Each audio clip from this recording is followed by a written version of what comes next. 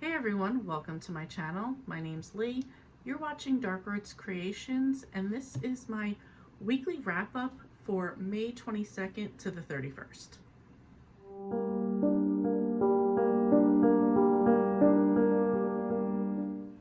So happy June 1st. That is the day that I am filming this.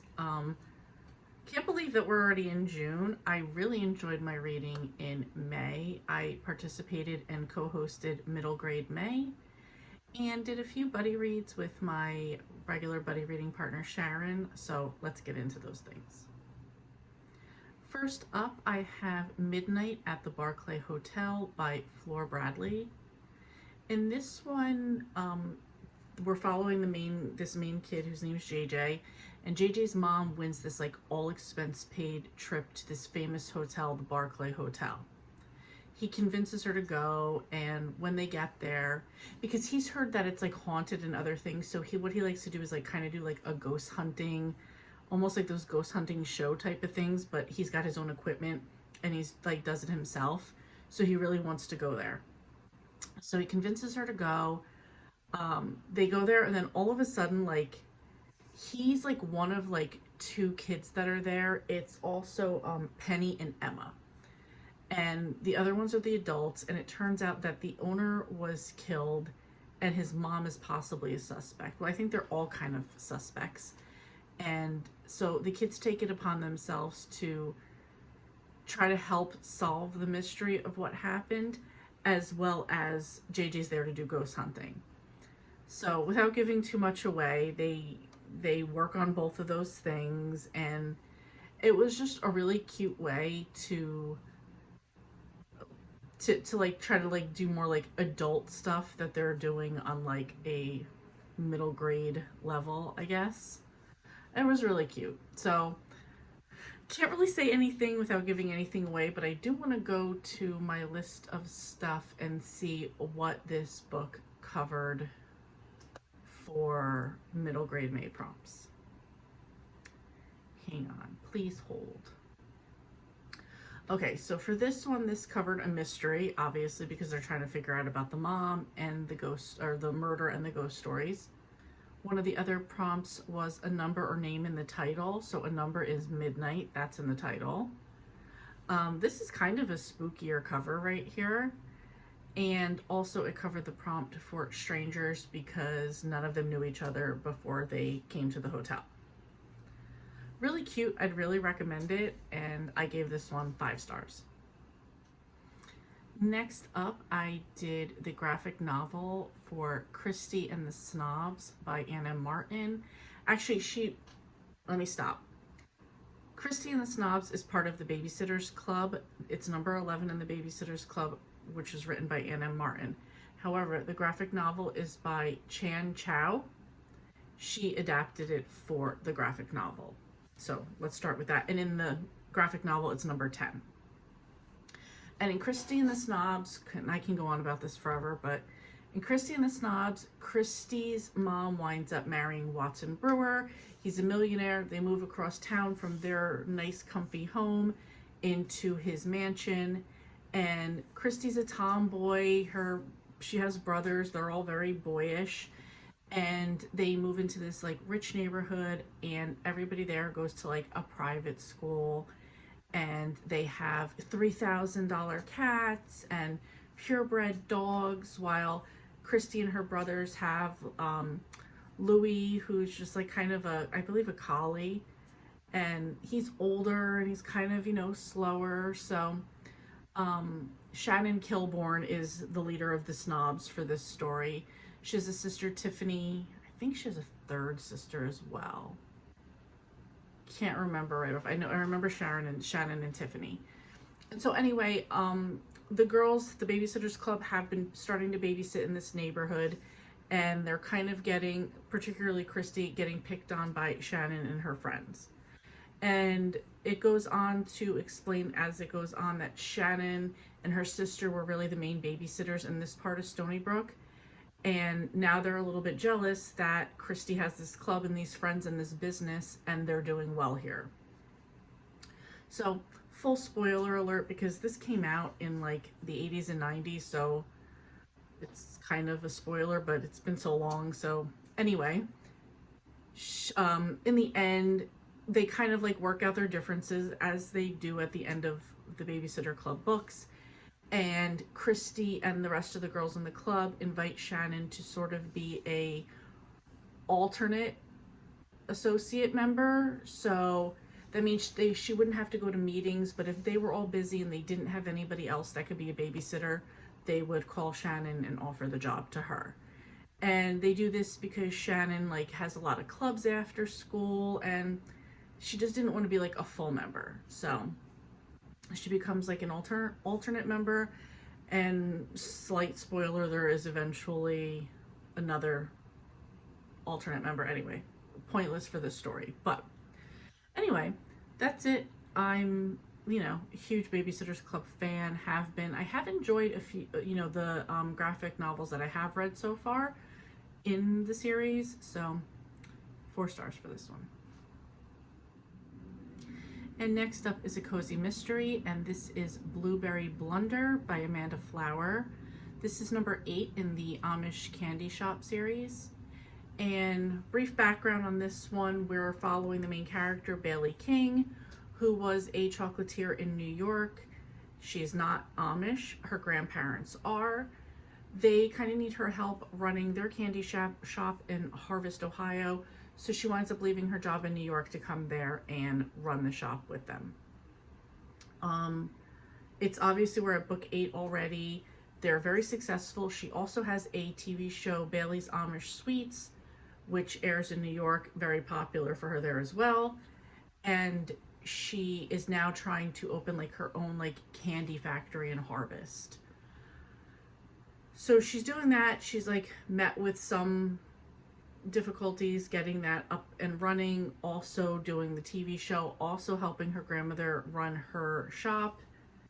And there's always things going on in Harvest. At this book, we're talking about a blueberry festival that's going on. Somebody winds up getting killed, and of course, Bailey steps in to start investigating. Bailey also dates a guy who was a cop, now is like a private eye, and like the main sheriff now really wants him to mind her own business and definitely wants Bailey to mind her own business. So it's kind of working around all these situations. The people in the people in Harvest who are like the same characters or whatever, and really figuring out what happened. So kind of like that same plot, but I like that we like add on different things like the candy factory, the boyfriend doing the PI thing, and some other things, but I don't want to give away too many secrets. So I gave this one 3.5 stars. Not my absolute favorite. I just thought some parts of like with the TV show and like some issues with the show were like, for this particular one, they were following her around, almost doing like a reality series on her a bit, and like getting more into Harvest and trying to like film that stuff. And the thing is, like, the Amish people don't want to be filmed, so Bailey's always trying to be respectful of that. And so like I found that part, like, not that she was trying to be respectful, annoying, that they were like, that the film crew was almost like annoying, and like everything that was going on with the show. So that was just a little mark off for me. Next up was my buddy read with Sharon. This is a thriller, and it was Runaway by Harlan Coben. In this one, I'm just going to read you what it says because I don't want to give anything away. It says, "You've lost your daughter. She's addicted to drugs and to an abusive boyfriend, and she's made it clear that she doesn't want to be found. Then, quite by chance, you see her busking in New York Central Park. But she's not the girl you remember. This woman is wasted, frightened, and clearly in trouble. You don't stop to think. You approach her, beg her to come home. She runs, and you follow her into a dark and dangerous world you never knew existed, where criminal gangs rule, where drugs are the main currency, and murder is commonplace." That just hits the surface. There are so many good twists in this. Coben brings every character to life. You really care about them. You feel like this was like, I felt like this was like a movie. Like, I was so into like everything that was going on. The side characters are even like so involved with them. So in this one, Simon's the dad, Isabel's the mom, Paige is this daughter. They have two other kids, a daughter and a son, and like how like everything surrounding Paige's getting into drugs and stuff is just, it like hits the family in so many different ways. It shows them a bunch of other people. You see how their past affect everything and keeping secrets. It's just, there's so much that went on in this, and it was so good. It felt so realistic. The language that they used, the way that they talked seemed very accurate of what things would be like in real life. You know how sometimes when books write and like the language, the dialogue just seems like off. Like sometimes I'll read a book that's supposed to be like current time, and it's a 28-year-old girl, let's say, and she speaks so formal and uses almost like more old-fashioned language, and I just feel like it's just not accurate of how people would be now. So in this one, I just felt like the language, the thing, like the drug dealers, the way that they talked and things that people did were just very realistic. I gave this one 5 stars. I would absolutely read another book by Harlan Coben, and I absolutely recommend this one. Okay, next up was a book Sharon and I had started buddy reading, I don't even know when, a couple months ago. And this is Mad Honey by Jodi Picoult. We stopped reading it, so we went to the halfway point, or I did. She was almost to the halfway point, and her library subscription expired, and she had to like go to the back of the line. I'd asked her if she was okay if I continue without her. She said yes, she was fine with it. I read a little bit more, and I got to like the first big twist, and I'm done. I tapped out. Just not interested, and I really didn't want to go further with it. I did look up a few reviews, and seeing what some people said, I definitely would not have wanted to go forward with what like the details would have been. So I DNF'd that one, and moving on. Next up was Have a Hot Time Hades by Kate McMullen, and this is number 1 in the Mythomania series. This was basically like a spin from Hades' point of view of why he should have been the ruler and how things really went on Olympus, and kind of like how Zeus wasn't all that he was cracked up to be. He was the one that had to protect Zeus, and how he became ruler of the underworld. I thought this one was really cute. It was really funny. I like just this spin on things and how like they change things around. It was really cute. So I don't remember what I gave this one. Oh crap. All right, hold on. So I gave this one 4 stars. Let me go back really quick. So when I did Christy and the Snobs, that was a middle grade book. For that one, it was the prompts that I hit were a number or name in the title. Christy's her name. An animal theme, because there's a lot that goes on with their dog Louie in this one.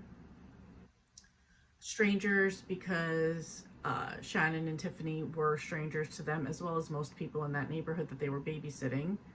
Friends, because Christy and the rest of the Babysitters Club are friends. And family, because this was Christy and the Thomases blending together with Watson and the Brewers, and like that's their family coming together. Now for Have a Hot Time Hades. I'm going to keep saying Hat Time Hades. This was adventure, because it's all the adventures that all of the gods were going on. Number or name in the title. Hades is in the title. Country or culture. I don't know if we would actually say, I mean, some of it was Greece, but it wasn't really specific to that. I'd say maybe like the gods' culture. And if you read the story, it definitely was their culture of like their words and the things that they said, and that was just like specific to them. It featured mythology. This is kind of like a spookier cover. And then family, because it's Hades and all his siblings. So there you go. So just to quickly say, this gave me a complete blackout on all the prompts for middle grade May.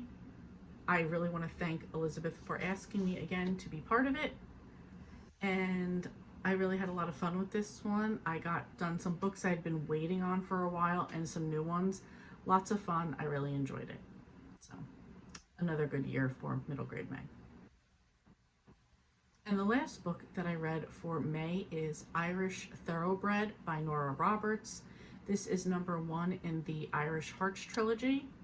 I was planning to read this series in June, but since I was done with my other books, I decided to jump in and get this one done. In this one, we're following a girl, Adelia, who lives in Ireland.